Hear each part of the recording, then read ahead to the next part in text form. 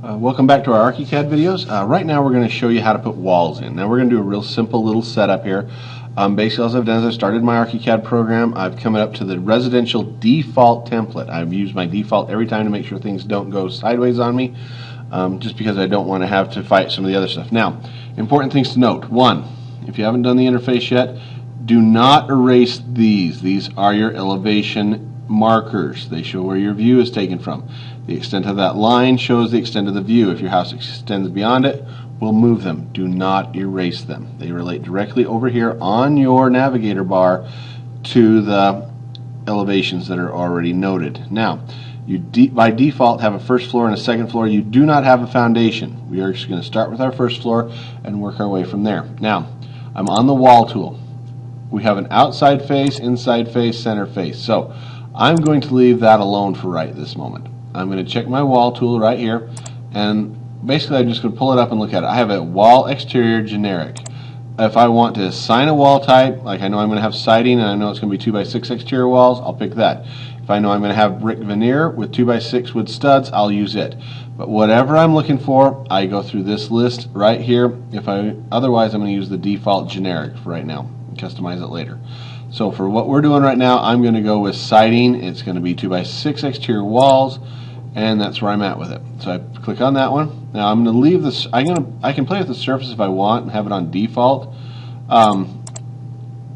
But I do a couple things here. First off, I want my edge of my wall, which is what this second button right here is, to be the same as my interior. I want my exterior to still be default. If I'm using siding, I'm going to pick siding. In this case, I'm going to pick 4-inch horizontal, 6-inch horizontal, or 8-inch horizontal, or I can use the 8-inch vertical.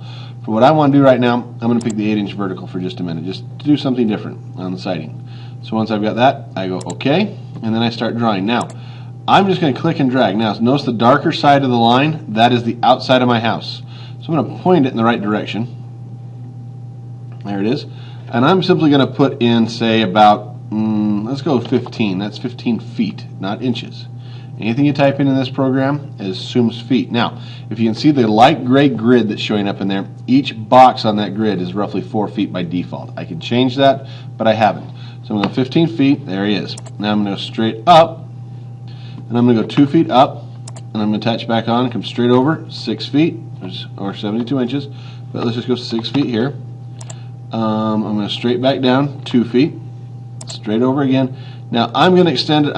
Usually I do this as 15 and a 14. I'm actually going to make this 2 feet longer this time, so we're going 16 this way. Now I'm going to go straight back on this side of my house, 23 feet. Come straight in. Let's see, how far should I come in? You know what? Let's just leave that for right now. Let's go 20. I'm just going to stop right there for a second. Now watch this. I'm going to click over here. Now notice my dark line, which is my exterior, is now on the inside of my house. I need to flip the face right here. Okay, so all I did is hit that button and flip me to outside the house. So now I can go back 25 feet. Click on right here. Now if I drag straight over, notice if I try to line them up, it makes a diagonal line. If I hold my shift key down, it locks me on that axis. Now if I bring my cursor down, notice how my pen tip goes black when it lines up. There. Those two are dead even line up with each other, so I just have to connect them, and my house is square. Now, make sure you keep it to square. Now, if you look at my house, I fit well inside my elevation tools. That's all it takes. There's my exterior walls. So, we're going to stop right now. That's your exterior walls, part 1. Thanks.